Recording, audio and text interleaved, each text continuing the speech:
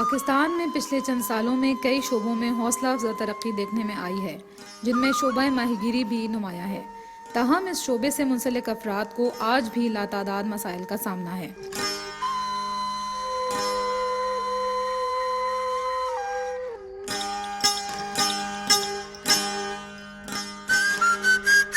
ماہی گیری ملکی معیشت میں اہم کردار ادا کرتی ہے۔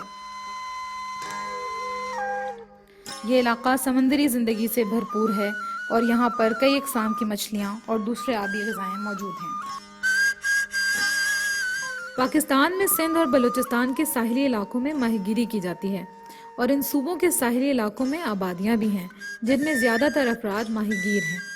پاکستان کا سب سے بڑا فش ہاربر کراچی میں واقع ہے۔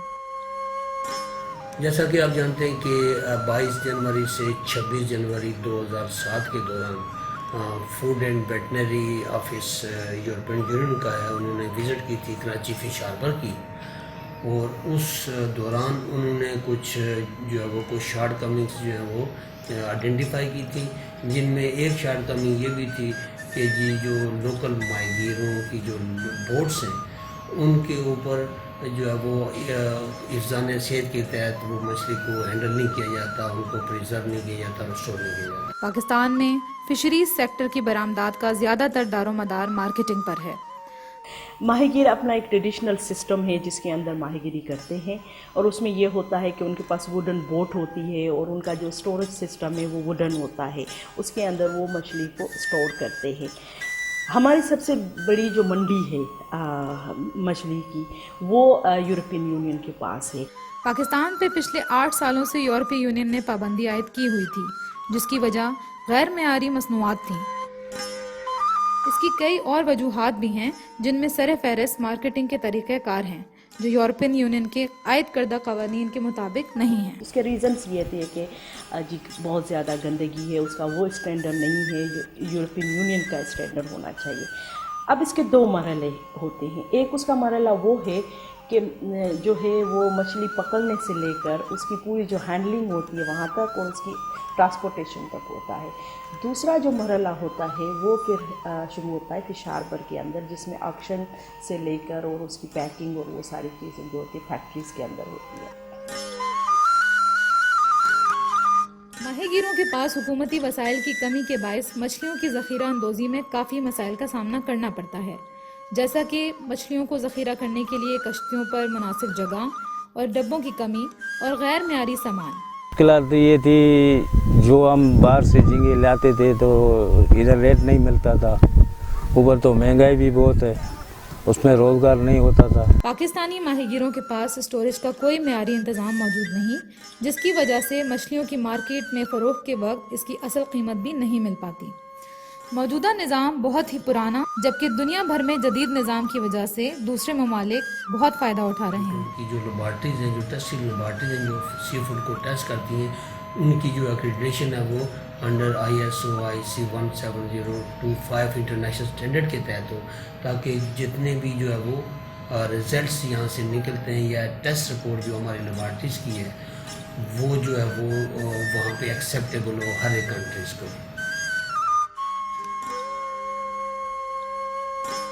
نہ صرف اسٹوریج کے مسائل بلکہ موجودہ نظام میں صحت کے بنیادی تقاضوں کا بھی کوئی خاص خیال نہیں رکھا جاتا۔ اس کے علاوہ ماہی گیروں کے رہائشی مسائل بھی برآمدات میں کمی کا باعث ہیں۔ ان لوگوں کے پاس سہولیات کی کمی کی وجہ سے نہ تو اسٹوریج اور نہ ہی سمندری اجناس کی پیکنگ عالمی منڈی کے حساب سے ہوتی ہے، جس کی وجہ سے چھوٹے پیمانے کی ماہی گیری کی برآمدات میں بھی کمی رہ جاتی ہے اور اس سیکٹر کی اصل گنجائش کو کبھی بھی پورے طریقے سے استعمال نہیں کیا جا سکا۔ ہمارا جو پروجیکٹ ہے جو ہمیں سپورٹ کیا ہے مینگرووز فار فیوچر IUCN کے تعاون سے، اس میں یہ ہے کہ ان کی جو فش ہینڈلنگ ہے اس کو کس طرح سے امپروو کیا جائے۔ ہم نے اتنی بڑی موڈیفیکیشن کی اس میں ہم بات نہیں کر، لیکن ہم کہہ رہے ہیں کہ بہت چھوٹے پیمانے پہ اسی طریقے سے صفائی کا خیال رکھا جائے۔ اب اس میں یہ ہے کہ ان کے پاس جو کشتی ہے اس کا جو ڈیک ہوتا ہے، کیونکہ جو مچھلی ہوتی ہے اس ڈیک کے اوپر ڈالی جاتی ہے، تو وہ اس کے اوپر ایک چیٹ ہونی چاہیے اس میں ڈالا جائے.